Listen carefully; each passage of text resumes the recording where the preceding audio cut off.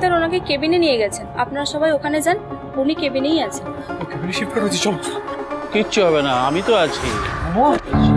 মোমো মোমো কিচ্ছু হবে না, কিচ্ছু হবে না। এই তো আমরা এসে গেছি তো, কিচ্ছু হবে না, ভয় পাস না বাবা, ভয় পাস না। এই ঋষি, এটা দেওয়াটা কিন্তু অত্যন্ত জরুরি, মানে অ্যালার্জির এফেক্ট দ্রুত ছড়িয়ে পড়ে কিন্তু। কি হচ্ছে নাকি, তুমি ভয় পাচ্ছ কেন?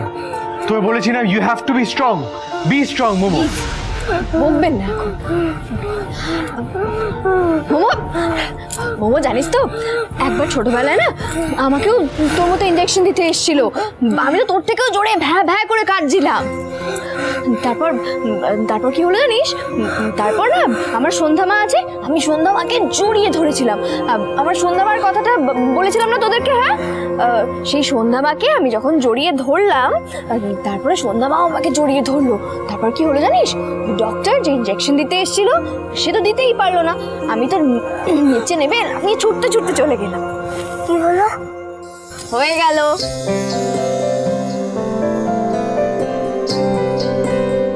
দেখলি তো, ঝিল্লি কিন্তু পারলো।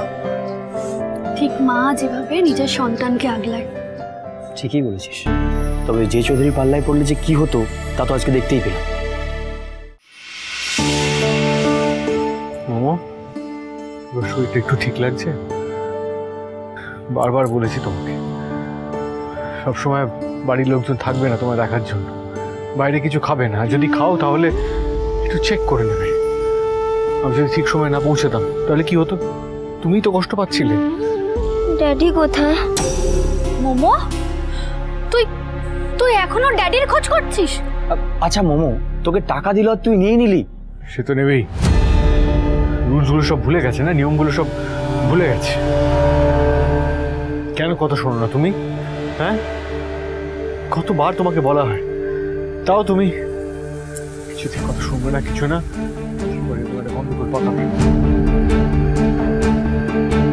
ডাক্তার জেঠু বলছি, তোমার কিছু ওষুধ টষুধ আনানোর থাকলে ওনাকে দিয়ে আনাও না। মিস্টার কংস না নিজের টেনশনটা কাউকে বুঝতে দেবে না, বাচ্চাটাকে শুধু মধু মুখে যাচ্ছে তখন থেকে। সত্যি বিপ্লব বাবু ঠিকই বলেন, তুমি ঝিল্লিমাই বটে। একটু পাঠানো। ঋষি, আর কোনো ভয় নেই তো এখন? আপাতত কোনো ডেঞ্জার নেই? না না না, চিন্তার কিছু নেই। আসলে তোমরা নিক অফ দ্য মোমেন্টে ওকে নিয়ে এসেছো, আর একটু দেরি হলে কিন্তু বিপদ হতে পারতো। এই শোনো, আজ রাতটা ও এখানেই থাক। হ্যাঁ, তোমরা আমার খুব জানাশোনা বলে আমি অ্যাডমিট করে নিয়েছি, কিন্তু বাকি ফর্মালিটিসগুলো এবার তোমরা করে দাও, আর আমি কয়েকটা ওষুধ লিখে দেবো, তুমি নিয়ে আসবে। কিন্তু তোমরা এবার একটু কেবিনটা ফাঁকা করো, ওকে তো রেস্ট নিতে হবে।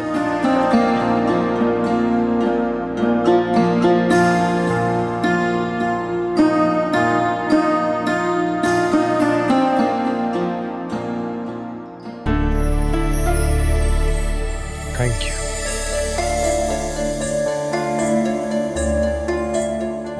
দায়িত্বের সম্পর্কে তো থ্যাংক ইউ বলাটা চলে, তাই না?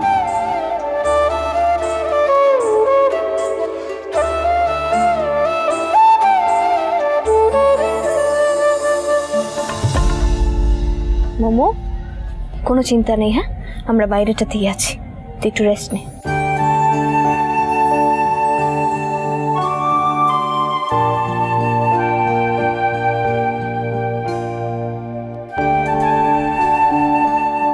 তোমরা দেখোনি না আমার ড্যাডিকে?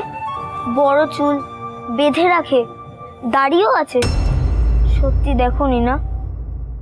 কই জানি না তো।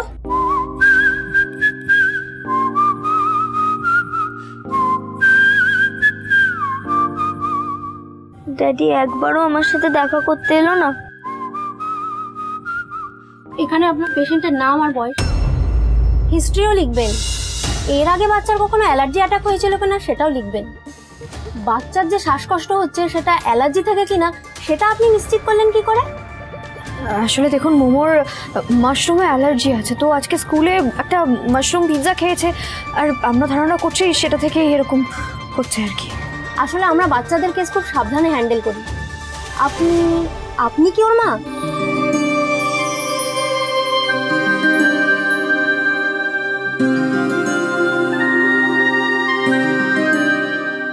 না, অভিভাবক। আহা, আপনি এত প্রশ্ন করছেন কেন বলুন তো?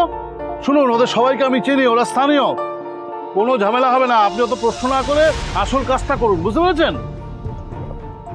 ঋষি তো মেডিকেল স্টোরে, আর এরা এখানে বিজি।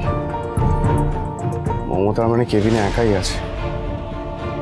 এটাই সুযোগ হবে ওর ব্রেন ওয়াশ করার।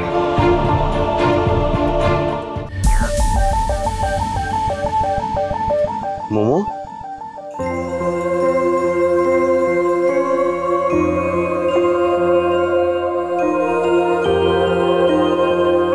ড্যাডি, তুমি এতক্ষণ কোথায় ছিলে?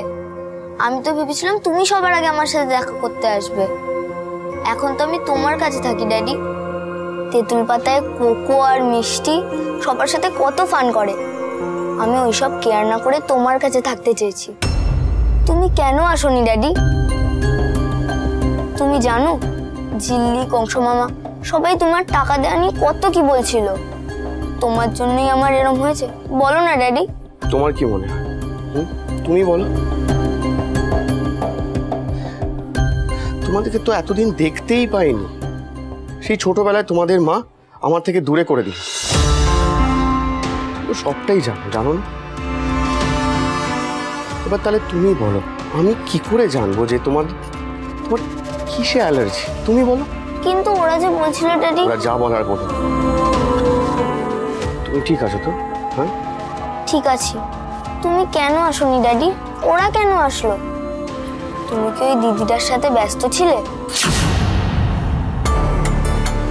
হ্যাঁ, আমরা একসাথে কাজ করছিলাম, কিন্তু এই ফোনটা আসার পরই আমি সবকিছু ছেড়ে তোমার কাছে চলে এলাম।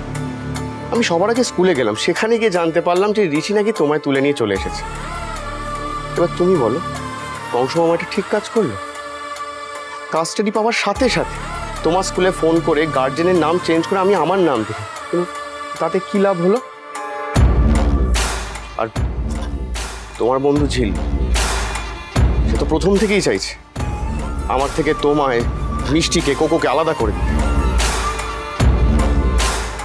মানে তুমি আসার আগেই কংস মামা আমায় তুলে নিয়ে এসছে? আবার কি, রীতিমতো গায়ের জোর খাটি।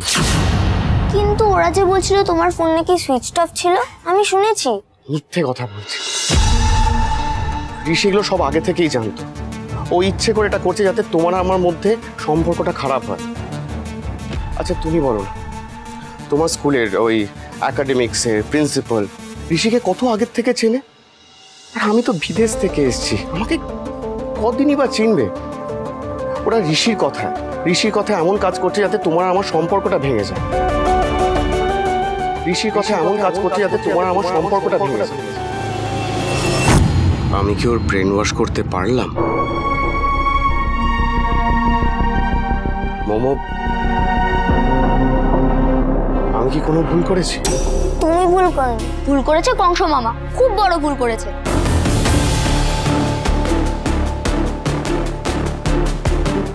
ওয়ান্ডারফুল। তুমি আমাকে ভুল বুঝো না। You know that daddy loves you, right?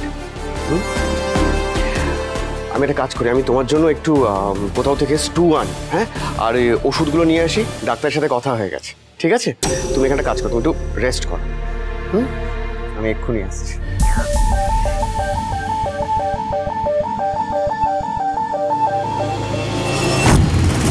চুপচাপ এখন সরে যাই।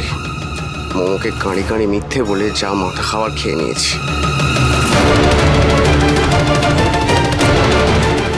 ঋষির কথা এমন কাজ করছে যাতে তোমার আমার সম্পর্কটা ভেঙে যায়। শরীর ঠিক লাগছে এখন? ঝিল্লি আসে তোমার খাবার নিয়ে, ওই খাবার আগে কত ওষুধ খেতে হবে তোমার। খাবো না আমি। এসব কি হচ্ছে? এসব কি অবাধ্যতা? তোমার দেখ কিচ্ছু খাবো না আমি। তুমি কি আমার গার্জেন না তো?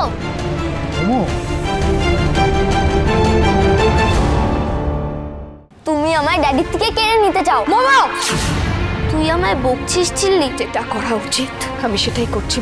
ওই যে চৌধুরী তোর জীবনটা কিন্তু নরক করে দেবে মোমো। কংস মামার থেকে ভালো প্যারেন্ট না মোমো তোদের তিনজনের জন্য আর কেউ হতে পারে। সুজনে সুজনে রয়েছে যেন তেঁতুল